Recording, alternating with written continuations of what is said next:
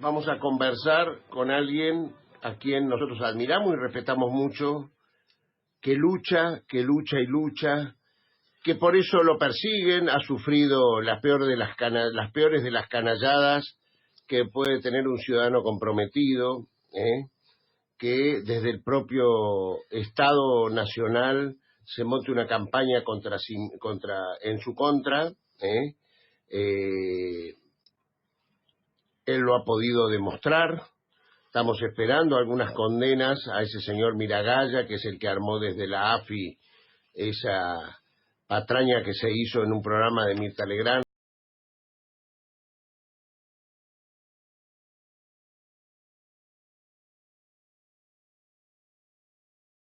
Hasta el próximo sábado a las 8 de la noche y voten a Macri, señores. Y voten a Macri, señores. Pero ahora vamos a hablar de otro tema. Estamos hablando de Gustavo Vera, que fue junto a Lorena Martín. Gustavo es el titular de la ONG La Alameda, que junto a Lorena Martín, la hija de Raúl Martín, comenzaron la denuncia, pero después Gustavo es el que se quedó con la querella y tuvo que presentar más pruebas para lograr el objetivo que Interpol detenga a Raúl Martín en un país donde en México no hay extradición, es complejo ese tema y por eso vale doble. Gustavo, un gusto grande. Eduardo Valdés, acá a la mesa un poco nomás te saluda. ¿Cómo estás, Eduardo? Buen día. ¿Cómo están todos? Bien, bien. A ver, contanos un poquito la historia y lo que estamos peleando ahora para que se concrete la extradición. Bueno, a ver, estamos hablando de Raúl Martín. Raúl Martín fue un agente de la CIDE desde el año 72, fue apartado de la CIDE en el año 87.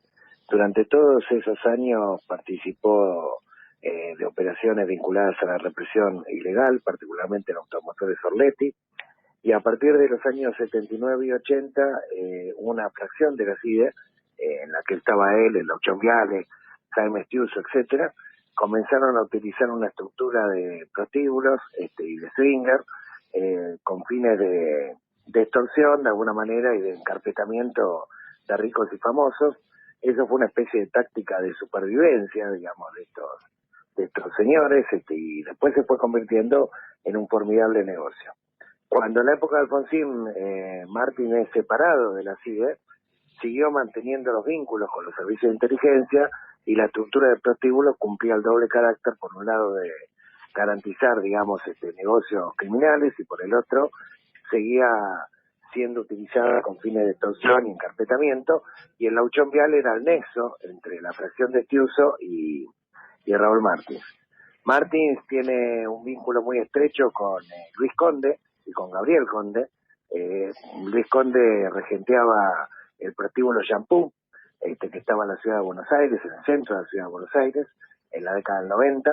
Hay que recordar que en ese prostíbulo Shampoo es donde Macri lanza la primera candidatura de Boca, y justamente su vice era Luis Conde. ¿Desde un prostíbulo lanza la candidatura de Boca? Exactamente, que 4 años después sería cerrado en el año 99 por el fiscal Campagnoli por explotación sexual de menores, ¿sí? Ya Luis Conde había fallecido cuando hizo el allanamiento, pero lo estaba regenteando su hijo Gabriel Conde, que es detenido durante algunos meses, sale bajo fianza, y mientras se está tramitando el juicio para llevarlo a juicio oral, se fuga de la Argentina, y no tenemos más noticias de este Gabriel Conde hasta que aparece esa célebre foto, vos recordarás, de Macri, Julián Aguada y Gabriel Conde, sí, en noviembre del 2011, dentro del prostíbulo principal que tenía Martins en Cancún, que se llama Mix Sky Lounge. Porque ¿qué fue de la vida de Martín? Martín siguió desarrollando esta red de prostíbulos, vinculada a la trata de personas, la extiende hacia Cancún, se asocia con sectores de la mafia del cartel de los Z, lo protegen ahí en Quintana Roo, y su base de operaciones la monta en un prostíbulo llamado Mix Sky Lounge, que es el prostíbulo donde encontramos a Macri y Aguada en su luna de miel, que fueron a saludarlo a Martín y a su amigo Gabriel Conde, ¿sí? Lorena recordará que para el año 2011 destapa toda esta cloaca, denuncia los vínculos, digamos, mafiosos que tenía Martins con el macrismo, el financiamiento de la campaña del 2007. Todo esto se presenta en el juzgado de Servini Curia, que le niega a Lorena ser querellante en la causa con el argumento de que la hija no podía denunciar al padre y archiva completamente la causa, ¿sí? Nosotros retomamos, digamos, la causa. Al principio nos niegan la calidad de querellantes, pero en julio del 2013 nos permiten finalmente ser querellantes por la voluminosa cantidad de pruebas con la que íbamos actualizando lo que Lorena había denunciado. Y bueno, y desde el 2013 al 2018 hemos estado aportando, junto con la Protex, que preside el doctor Marcelo Colombo, una importante cantidad de pruebas, algunos prostíbulos célebres, digamos, tristemente célebres, como por ejemplo Brut, lo hemos logrado cerrar, hemos rescatado una víctima que era menor, que había sido traída con engaños desde Colombia, cerramos otros prostíbulos más, demostramos que los viejos prostíbulos que había denunciado Lorena habían cambiado de nombre y de testaferro, pero seguían perteneciendo a la red de Martins. Empezamos a seguir la ruta del dinero y demostramos cómo había toda una estructura de lavado de dinero, de propiedades en Capital, en Mendoza, en Montevideo, en México. Colaboramos con Lidia Cacho y con otros activistas antitrata en México, donde también a su vez Martins fue denunciado. Por ejemplo, ese prostíbulo donde aparece Macri en la foto, pocos meses después sería cerrado por trata de personas. Recordarás también que encontramos a la diputada Lidia Saya en la campaña del 2013 hablando con Morales Comini, otro proxeneta que también va a juicio oral, otro tratante, digamos, al cual se le invitaba a aportar para la campaña del PRO en el 2013. O sea, fuimos demostrando un montón de vínculos directos e indirectos que se relacionaban con esta red. Y bueno, a pesar de que ya estaban técnicamente las condiciones para avanzar en el procesamiento y en la detención de estos delincuentes, lo cierto es que la doctora se demoró algún tiempo.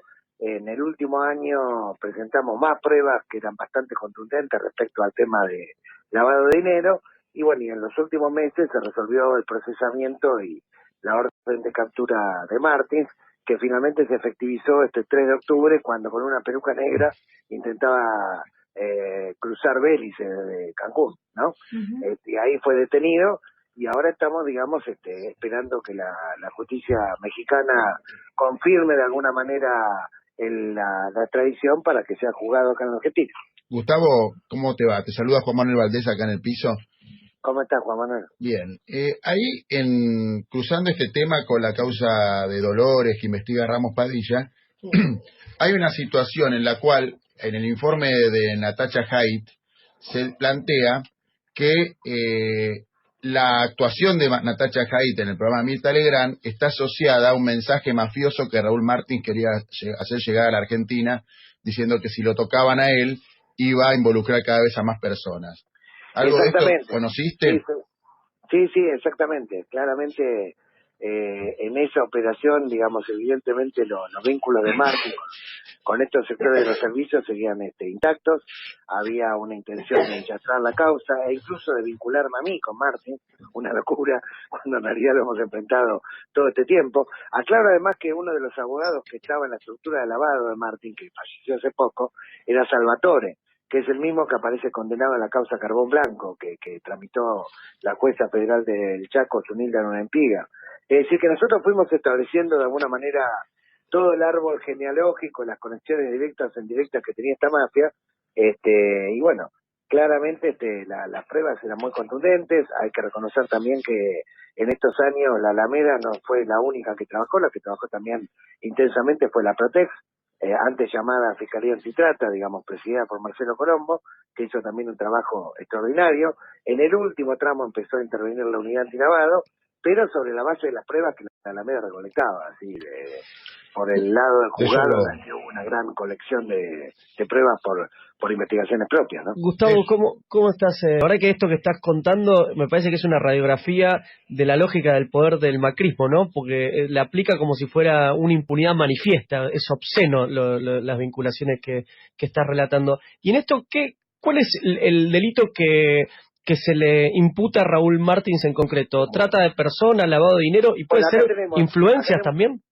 acá tenemos por un lado proxenetismo y trata de personas, por el otro lado asociación ilícita y por el otro lavado de dinero. Esos son los tres delitos, digamos, por el cual se pidió la orden de captura y se dictó el procesamiento, no solamente a Martín. Hay que recordar que está procesada la pareja, la madre de la pareja y unos cuantos lugartenientes, digamos, que operaban, digamos, regenteando la estructura de acá local. Y hay que ver también que, al margen de nuestra causa, desde México, digamos, Lidia Cacho, por ejemplo, ha encabezado muchas denuncias, digamos, contra la banda de ¿Quién no se Martín. entendió? ¿Cómo? ¿Quién dijiste recién encabezado? Lidia Cacho es una escritora muy conocida, una activista antitrata en México, que ha encabezado muchísimas denuncias, digamos, sobre trata contra Raúl Martín y su banda en Quintana Roo, y es la que, por ejemplo, ha aprobado en México los nexos y las conexiones de Martín con el cartel de Ozeta. Que el cartel de Ozeta, quiero recordar, era un grupo de oficiales del ejército que eran coimeros y estaban vinculados al narcotráfico, y después se autonomizó del Estado y blanqueó la situación autoconstituyéndose en un cartel, ¿no? Gustavo, muchísimas gracias y no dudes en usar nuestro programa para visibilizar el tema cada vez que sea necesario. Todo nuestro respeto a la Alameda, y la verdad que ojalá en los tiempos que vienen los dirigentes de la Alameda tengan el rol dentro del Estado para luchar contra la trata, porque son los que, junto con la Fiscalía Antitrata, son los que más han trabajado y han visibilizado estos temas. Un abrazo Bueno, grande, te agradezco Gustavo. mucho. De cualquier manera, nosotros en la altura o en el llano siempre vamos a seguir siendo fieles a nuestras causas. Lo sé, Así que te mando un abrazo. Gustavo. Abrazo grande.